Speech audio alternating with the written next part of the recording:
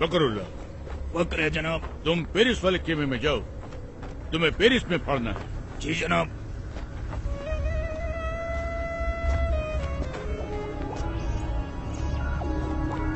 फकरुल्लाह, बकर है जनाब।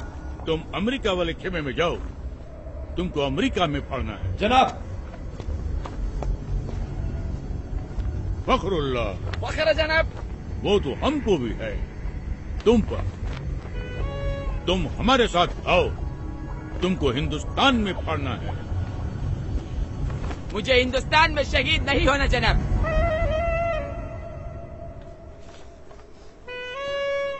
वहाँ पहले ही बहुत आतंक है।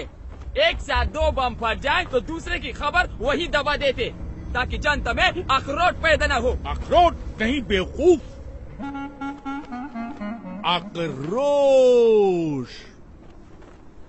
बाकी का टीआरपी नेता ले जाते। मुझे तो इंटरनेशनल न्यूज बनना है। Love in Paris, americano. खामोश।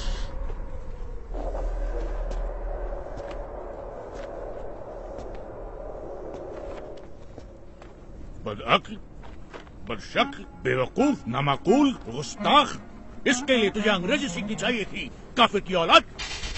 अब तुम 2 ही जगह पढ़ सकता है, या पाकिस्तान या हिंदुस्तान। हिंदुस्तान जनाब। अल्लाह, सुभान अल्लाह, बरकतुल्लाह, इंकामुल हक, अल्लाह, ओस्मा बिन लादेन, अल्लाह। आओ मेरे साथ।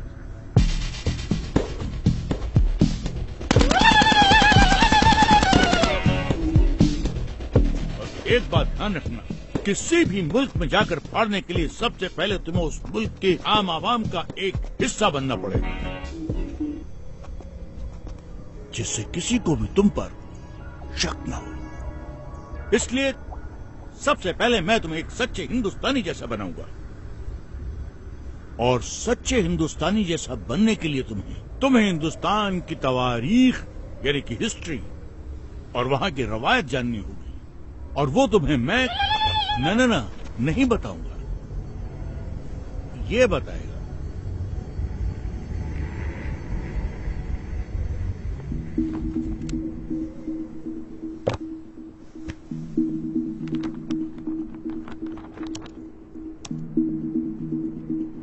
made a tryst with destiny, and now the time comes when we shall redeem our place. Among those Indians who are now abroad, I expect that Indians living in Axis countries or in कोई बड़ी बात नहीं है बिस्मिल साहब।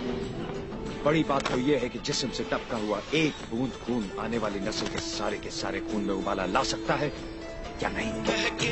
तेरी में हम बन के हवा का झोंका, किस्मत वालों को मिलता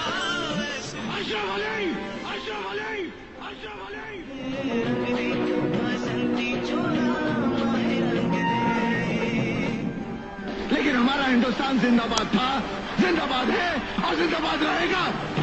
हिंदुस्तान जिंदाबाद।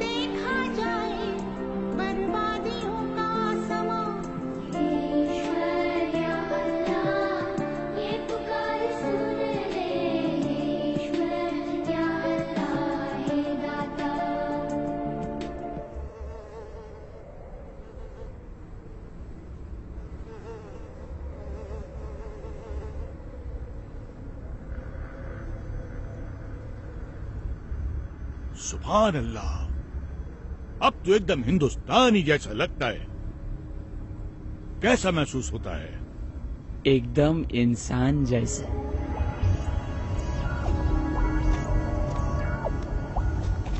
अब तू पढ़ने के लिए एकदम तैयार है।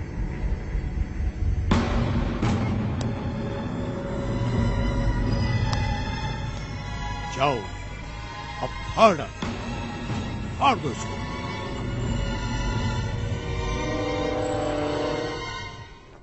15 अगस्त 1947 सैकड़ों स्वतंत्रता सेनानी, जिसमें मुसलमान, हिंदू, सिख, ईसाई चारों कौम की शहादत के बाद भारत को आजादी मिली।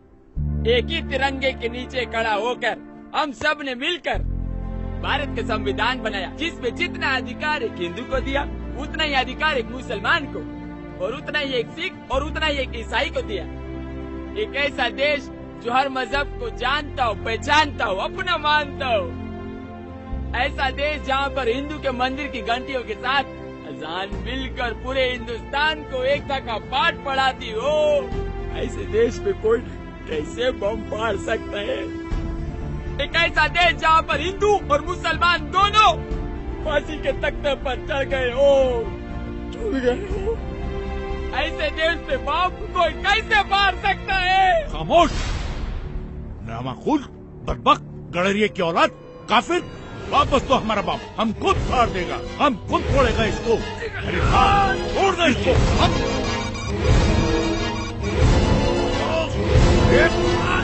क्यों नहीं?